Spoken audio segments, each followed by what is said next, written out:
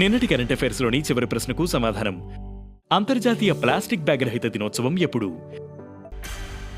ప్రతి సంవత్సరం జూలై 3న అంతర్జాతీయ ప్లాస్టిక్ బ్యాగ్ రహిత దినోత్సవం నిర్వహిస్తారు. ప్లాస్టిక్ వాడకం వల్ల పర్యావరణానికి కలిగే ముప్పు గురించి ప్రజల్లో అవగాహన కల్పించడమే దీని లక్ష్యం. సింగిల్ యూజ్డ్ ప్లాస్టిక్ వాడకాన్ని నిషేధించడంతో పాటు ప్లాస్టిక్ చెత్త రీసైక్లింగ్, కంపోస్టింగ్ పై ప్రజల్లో చైతన్యం కల్పించేందుకు ఈ రోజున పలు కార్యక్రమాలు నిర్వహిస్తారు.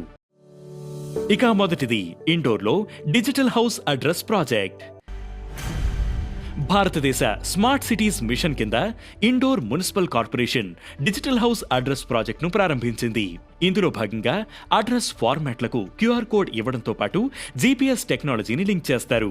ఎమర్జెన్సీ రెస్పాన్స్ ను మెరుగుపరిచి డేటాబేస్డ్ గవర్నెన్స్ ను సృష్టించడం దీని లక్ష్యం. ఇక రెండవది ఆర్డీఐ పథకానికి కేంద్ర మంత్రివర్గం ఆమోదం. 1,00,000 కోట్ల రూపాయల నిధులతో రీసెర్చ్ డెవలప్మెంట్ అండ్ ఇన్నోవేషన్ పథకాన్ని కేంద్ర మంత్రివర్గం ఆమోదించింది. ప్రైవేట్ రంగ పెట్టుబడులను పెంచడం, తక్కువ లేదా 0 వడ్డీ రేట్లలో లాంగ్ టర్మ్ ఫైనాన్సింగ్ అందించడం దీని లక్ష్యం. ప్రైవేట్ రంగం ఎదుర్కొంటున్న నిధుల సవాళ్లను అధిగమించడంలో ఇది సహాయపడుతుంది. ఇక మూడవది బెంగళూరు సిటీ యూనివర్సిటీకి మాజీ ప్రధాని పేరు. బెంగళూరు సిటీ యూనివర్సిటీకి మాజీ ప్రధాని మన్మోహన్ సింగ్ పేరు పెట్టాలన్న ప్రతిపాదనను కర్ణాటక మంత్రివర్గం జూలై 2న ఆమోదించింది. Bengaluru electronic city elevated highway, Bengaluru metro, Kempegowda international airport తో పాటు అనేక మౌలిక సదుపాయాల ప్రాజెక్టులను మన్మోహన్ ప్రారంభించారు. ఇక నాలుగవది జీఓఎస్ఏటి జీడబ్ల్యూను ప్రయోగించిన జపాన్.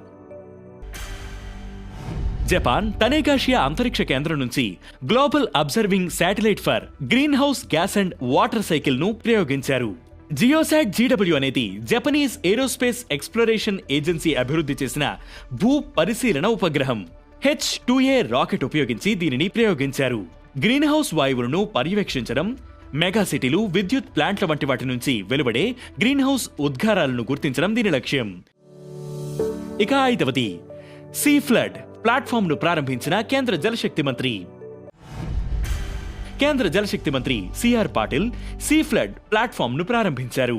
సిడిఎసి, సిడబ్ల్యూసి, ఎన్ఆర్ఎస్సీల సహకారంతో రూపొందించిన ఈ టెక్ ఎనేబుల్డ్ ప్లాట్ఫామ్ గ్రామ స్థాయిలో 2 రోజుల ముందస్తు వరద అంచనాలను అందిస్తుంది. నేషనల్ సూపర్ కంప్యూటింగ్ మిషన్ లో ఈ ప్రాజెక్ట్ ఓ భాగం. ఇక ఈ రోజు కరెంట్ అఫైర్స్ క్వశ్చన్: ప్రపంచంలోనే అత్యధిక చమురు నిల్వలను కలిగిన దేశమేది? ఈ ప్రశ్నకు సమాధానం మీరే కామెంట్ చేయండి.